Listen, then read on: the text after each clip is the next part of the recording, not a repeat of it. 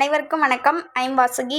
இந்த week coffee with ரீசனிங்கில் என்ன பார்க்க போகிறோம்னு பார்த்தீங்கன்னா, சிம்ப்ளிஃபிகேஷன் பார்த்தோம் போன வீடியோ. அது ரிலேட்டடாக இது டயக்ராம்ஸ்லேருந்து பார்த்துட்டுறோம் ரீசனிங்கில்.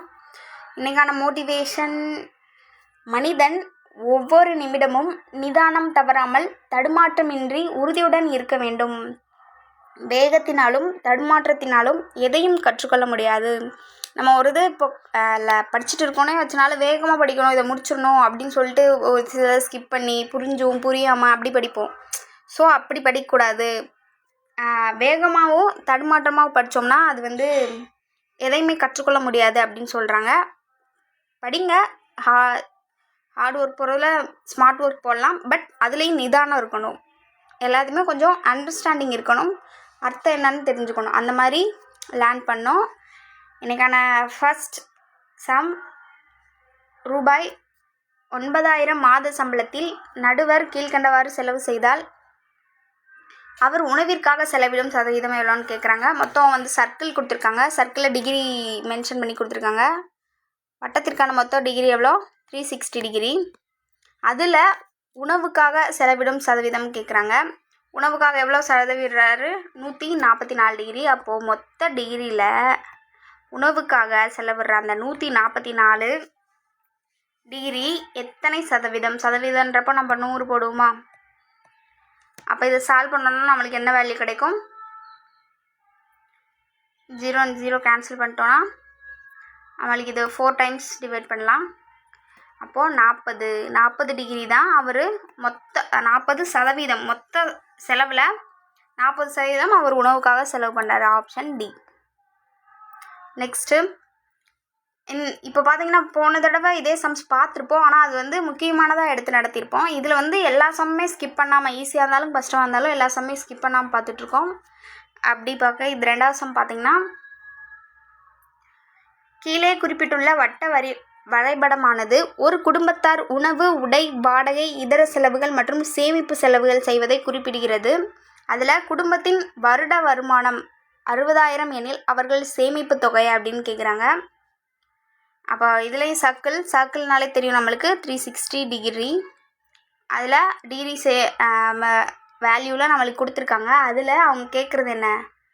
குடும்பத்தின் வருட வருமானம் 60,000 எனில் அவர்கள் சேமிப்பு எவ்வளோன்னு கேட்குறாங்க. அப்போது அந்த 360 டிகிரி தான் 60,000. அதில் சேமிப்பு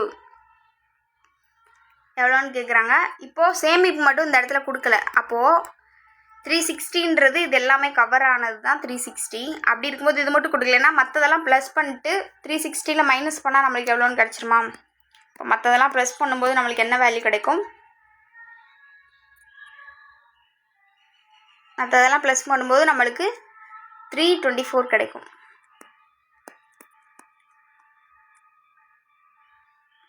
334 கிடைக்கும். 334ல் நம்மளுக்கு பேலன்ஸ் எவ்வளோ இருக்கும்? 360 டிகிரி இருக்கும். அந்த 36 டிகிரி தான் சேமிப்பு. அப்போது வேல்யூவில் 36 எவ்வளோன்னு கண்டுபிடிக்கணும். அப்போ மொத்தம் 360 டிகிரி, அதில் 36 டிகிரி. இந்த 60,000த்தில் எவ்வளோ அப்படின்னு கண்டுபிடிக்கணும். ஃபஸ்ட்டு நீங்கள் போடுறதுக்கு கரெக்டாக கற்றுக்கணும். எப்படின்னா, இப்போ நான் கீழே 360யும் மேலே 360 டிகிரியும் மேலே 360யும் எப்படி எழுதுனேன் அப்படின்னா, மொத்தத்தில் 360 கண்டுபிடிக்க போகிறோம், 36 டிகிரி கண்டுபிடிக்க போகிறோம்.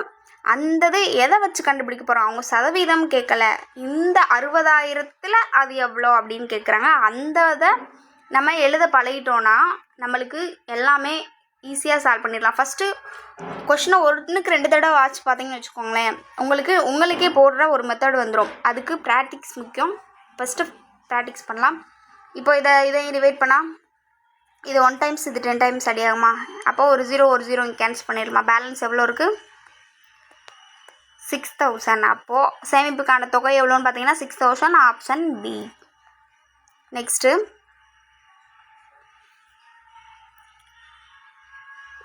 திரு ராமின் மாத வருமானம் 24,000 பின்வரும் வழிகளில் செலவிடுகிறார். அவர் சேமிப்பை காட்டிலும் உணவுக்காக எத்தனை சதவீதம் அதிகம் செலவிடுகிறார் அப்படின்னு கேட்குறாங்க.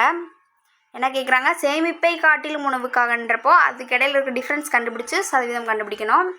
சேமிப்பு எங்கே இருக்குது, 4500. உணவு எங்கே இருக்குது, 6000. இது ரெண்டுக்கான டிஃப்ரென்ஸ் எவ்வளோ இருக்குது, 1500. அவரோட மொத்த சம்பளம் எவ்வளோ, 24,000. அப்போது இந்த 24,000ல் சேமிப்பை காட்டிலும் செலவு எவ்வளோ அதிகமாக செலவு பண்ணுறாரு, 1500 டிஃப்ரெண்ட். நான் 15 எழுதிட்டேன், 1500. அப்போது சேமிப்பை காட்டிலும் செலவு எவ்வளோ டிஃப்ரெண்ட்டாக செலவு பண்ணுறாரு,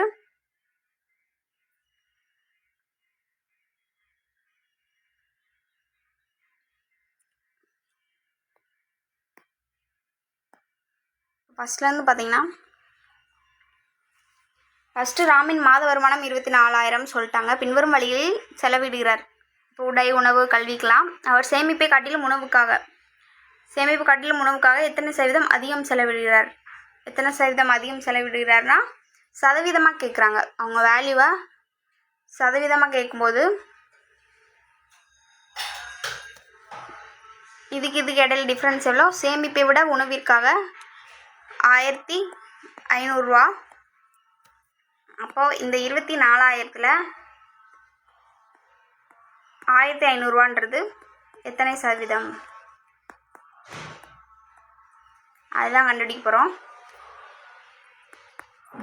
0 கேன்சல் ஆயிருமா, 3 0 கேன்சல் பண்ணிட்டோன்னா நம்மளுக்கு மீதம் இங்கே பார்த்தீங்கன்னா மேலே 150, கீழே 24 இருக்கும். இது எப்படி பாயிண்டில் தான் வரும், ஏன்னா இது கீழே இருக்கிறது ரெட்டைப்படை, மேலே இருக்கிறது ஒற்றைப்படை. அப்படி பார்க்கும்போது இதை நம்ம சால்வ் பண்ணும்போது 6.25% அப்படின்னு நம்மளுக்கு பர்சன்டேஜ் கிடைக்கும். ஆப்ஷன் பார்த்திங்கன்னா ஆப்ஷன் பி. நெக்ஸ்ட்டு, பின்வரும் அட்டவணையில் ஒரு குடும்பத்தில் மாத வரவு செலவு விவரங்கள் தரப்பட்டுள்ளன. அதில் கல்வி செலவிற்கான மைய கோணம் அளவை காண்க அப்படின்னு கேட்டிருக்காங்க. அப்படி சால்வ் பண்ணி பார்க்கும்போது ஃபஸ்ட்டு எப்படி எழுதுவோம், கல்விக்கான மையக்கோண அளவு. கல்வி எங்கே இருக்குது, 800. செலவுகளை பார்த்திங்கன்னா 800. அதற்கான மையக்கோண அளவு அப்படின்றப்போ கீழே பார்த்தீங்கன்னா எல்லா வேல்யூ எப்படி கொடுத்துருக்காங்க, டிகிரியில் கொடுத்துருக்காங்க. அப்போ அவங்க வந்து 360 ஒரு வட்டத்துக்குள்ளே 360 பங்கு பிரிச்சிருக்காங்க அப்படின்னு அர்த்தம். அப்போது அந்த கல்விக்கானது அந்த மொத்த வட்டக்கோணத்தில் எவ்வளோ, அதுவும் எத்தனை இதில் கொடுத்துருக்காங்க, மொத்தம் இதெல்லாம் கூட்டும்போது நம்மளுக்கு என்ன வேல்யூ கிடைக்கும், 12,000 கிடைக்கும். 12,000 கிடைக்கும். அப்போது அதில் கல்வி செலவுக்கான மையக்கோண அளவு அந்த 12,000ல் எவ்வளோ அப்படின்னு கண்டுபிடிக்க போகிறோம். இதை எக்ஸ்ன்னு எடுத்துட்டோன்னா நம்மளுக்கு வேல்யூ 12,000 கீழே போயிடும். இதை நம்ம சால்வ் பண்ணோன்னா நம்மளுக்கு என்ன கிடைக்கும், 3 0 கேன்சல் பண்ணிடலாமா. அப்போ வந்து இதை 3 தடவை அடிக்கலாமா. அப்போது 24 கோணம் டிகிரி. அப்போது ஆப்ஷன் பி. ஃபஸ்ட்டு கல்விக்கானதை பார்த்துட்டு மொத்தம் ஃபைனல் எவ்வளோ வேல்யூ கிடைக்குது எல்லாத்தையும் கொண்டும்போது 12,000. அவங்க என்ன கேட்டிருக்காங்க, கோணம் கேட்டிருக்காங்க. கோணம்ன்றதுனால நம்ம 360 டிகிரி எடுத்திருக்கோம். சால்வ் பண்ணோன்னா நம்மளுக்கு ஆன்சர் வந்து 24 டிகிரி கிடைக்கும். அடுத்து பார்த்திங்கன்னா, நிகழ்வெண் பரவலை பயன்படுத்திய வரைபடம் கீழே குறிப்பிடப்பட்டுள்ளது. அதில் மேலே கொடுக்கவற்றில் எந்த வயது இடைவெளி ஜோடிகள் சமமான எண்ணிக்கையில் பொருட்களை கொண்டுள்ளன அப்படின்னு கேட்குறாங்க. இங்கே எந்த வேல்யூ வகையில் சமமாக இருக்குது, இந்த கோட்டு அளவு பார்க்கும்போது சமமாக இருக்கா, இந்த கோடளவு பார்க்கும்போது சமமாக இருக்கா. அப்போது 15லேருந்து 20ம் 35லேருந்து 40ம் தான் சமமாக இருக்குது. அப்படி பார்க்கும்போது 5 முதல் 20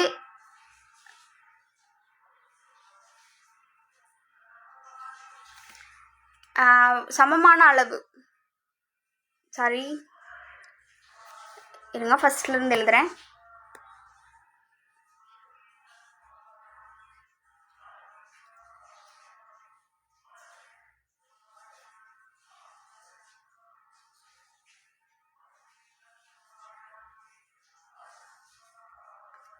பார்த்தீங்கன்னா டயக்ராமில் ஒரு வேல்யூஸ் கொடுத்துருக்காங்க.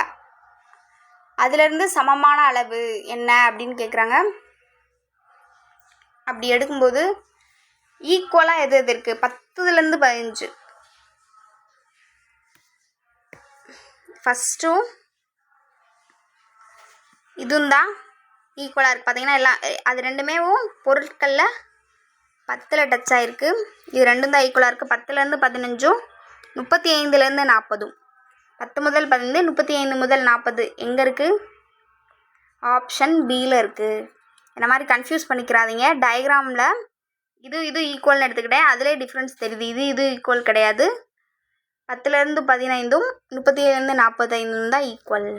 அடுத்த சம் பார்த்தீங்கன்னா இது உங்களுக்கான ப்ராக்டிக்ஸ் சம். டெய்லி ஒவ்வொரு வீடியோஸ்லையும் 5 சம்ஸ் நடத்திட்டு ஒரு சம் ப்ராக்டிக்ஸ் கொடுக்குறேன். அந்த ப்ராக்டிக்ஸ் சம்மை சால்வ் பண்ணி பார்த்துட்டு ஆன்சர் என்னன்னு நீங்கள் கமெண்டில் சொல்லுங்கள், நான் செக் பண்ணுறேன். And thanks to all.